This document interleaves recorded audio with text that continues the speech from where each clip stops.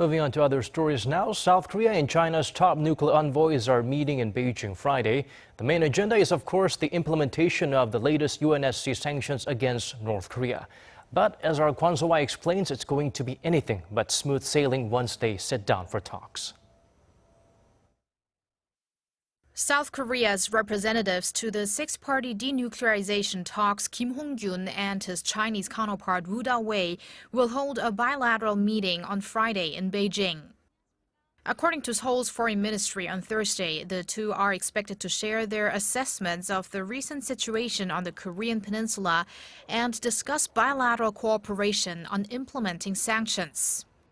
But cooperation may not turn out to be so easy, considering China's slightly different stance towards sanctions on Pyongyang. While China's foreign ministry said Thursday Beijing will thoroughly implement the UN Security Council sanctions as one of the 5 permanent members of the Council, it made clear that it does not agree with countries imposing their own independent sanctions. These would include South Korea, the US, and Japan, which announced unilateral sanctions shortly after the UN Security Council adopted Resolution 2321. The 3 countries' delegates to the six-party talks are in fact scheduled to meet next week in Seoul, with multilateral and unilateral sanctions implementation plans to top the agenda. In line with this, South Korea's government has released a watch list of 60 items that could be related to North Korea's developing submarine-launched ballistic missiles.